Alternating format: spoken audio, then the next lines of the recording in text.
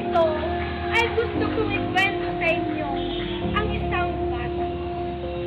Bawat bata sa mundo ay galing sa Diyos. Ang bawat anak ay regalo ng Diyos sa mag-asawa. Regalo na dapat napakaingatan. Regalo na dapat bigyang halaga at mahalin. Regalo na dapat ipagkaloob ang pangangailangan. Regalo na dapat madama ang kanyang mga karapatan bilang isang tao. Sa araw na ito, gusto kong ibahagi sa inyo ang isang batang may sakit na hydrocephalus. Tunghayan po ninyo ang aking kwento.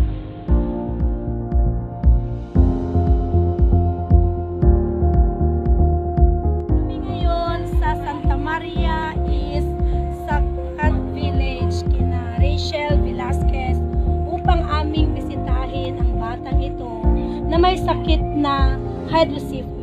Kasama ko si Teacher Edna sapagkat siya ang kasama ko nung una kong nakilala si Rachel. Ngayon mga kapatid, at panoorin natin ang kwento ni Rachel Velasquez. Opo! Tao po! Siya ni Teacher Gracia! Ay ma'am. Teacher Edna! Ay, hello. Hello ma'am. Pasok po kayo ma'am. Kumusta po si Rachel? Ma'am, nandito po ma'am. Lalala ko. Okay ma'am. Ma'am, buti po naman at napapasyal mo yung pa yung anak ko. Naimiss kasi siya, sister. Siya ang nanay ni Rachel Velasquez. Ako po yung nanay ni Rachel Velasquez. Tapos nakilala po ni ma'am noong 2016. Tapos nagtuturo po kasi sila dito na teacher. Bali nakilala po nila yung anak ko at sinusuklayan po sila ng mga gatas. Natutulungan po niya ang aking anak. Ngayon po ay naalala na naman niya po ang aking anak ni Ma'am Gracia. Gracia. Rachel! Teacher Gracia! Nandito siya! May gift ako sa iyo, anak. Say hi na kung, say hi! Siya po si Rachel Velasquez. Meron siyang sakit na hydrocephalus. Kung tingnan niyo po yung kanyang ulo, yan po, malaki po yung ulo niya. Noon ay 2 years old siya, nakilala ko siya. Pero ngayon, magsi 7 years old na siya. Oh, Rachel, doon ako usapan ng cellphone, oh. Ni, kita maanak ko. Smile ka na ako, smile. May gift sa Teacher Gracia, may Christmas ako sa'yo. Nalala mo na akong may milk ka noon. Nalala mo na akong. Ito ang gift Teacher Gracia sa'yo, anak. Ikaw ang kauna-unang bigyan ko ng gift, anak. Noon, maliit lang yung milk mo, di ba? Nalala mo na akong. Maliit lang yung milk mo. Ngayon, malaki na, baby. Salamat, ma'am. Yan. Tapos, meron ka pang tinapay, anak ko. Yan. Ito yung tinapay na malambot lang para kaya ng tip mo. Yan. Tapos, meron ka pang vitamins, anak ko. Ay na. Salamat, ma'am. Parang anak ko. Inom ka na ako ng vitamins mo, Ito nalagip na para maging malakas ka, anak, Sige, ito. Ako, teacher. Hag-teacher ka. Hag-teacher, may kala ko. Nagkasta lang ata makasagsahin mo na. Iiyak ka na. Iiyak na si Rachel. Anak ko. Iskulanda ka na, anak ko. Iskulanda ka ni ma'am. Edna, tayo ay manalangin. Okay. Mahal namin Diyos.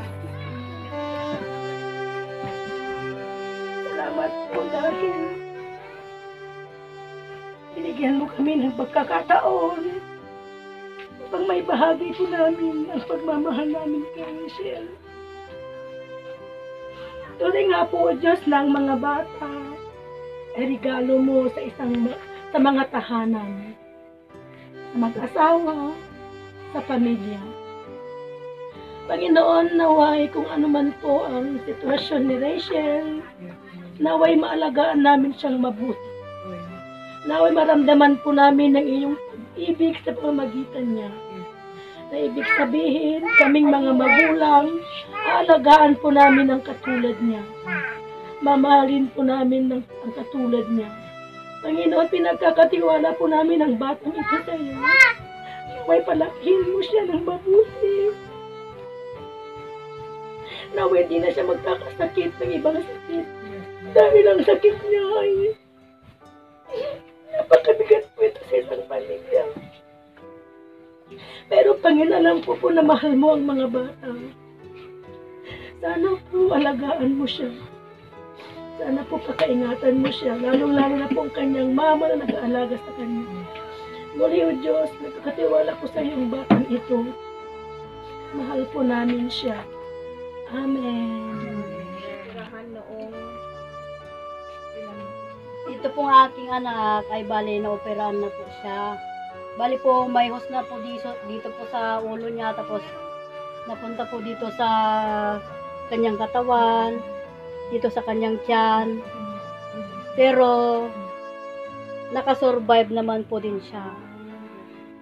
Tapos nung naoperahan po siya 1 year 4 months. Ngayon po mag 7 years na po siya. Kaya hito na po siya ngayon. Love ka ni kanak ko, Jesus. Siguro, ma'am. Thank you, ma'am. Maraming salamat sa pasyal ninyo. Thank you, Lord. Merry Christmas, anak ko. Merry Christmas din po sa inyo, ma'am. Kung maagang gising. Ano malaglag dalat na dyan, anak ko, ma'am.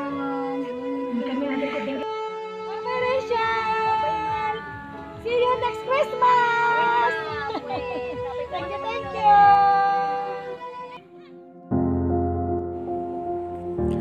Ang ilog na ito ay katabi ng bahay nila Rachel. Ilog na nagsisimbolo ng kanyang buhay. Buhay na kailangang alagaan para maging maayos at malinis ang kanyang sarili. Buhay na tuloy-tuloy lang ang agos sa gitna ng kanyang karamdaman. Salamat sa kanyang ina na patuloy na nagiging matapang at mapagmahal kay Rachel. Dahil sa inang ito, patuloy pa ring lumalaban si Rachel. Rachel, anak, mahal ka ni Jesus at mahal ka rin ni Teacher Gracia.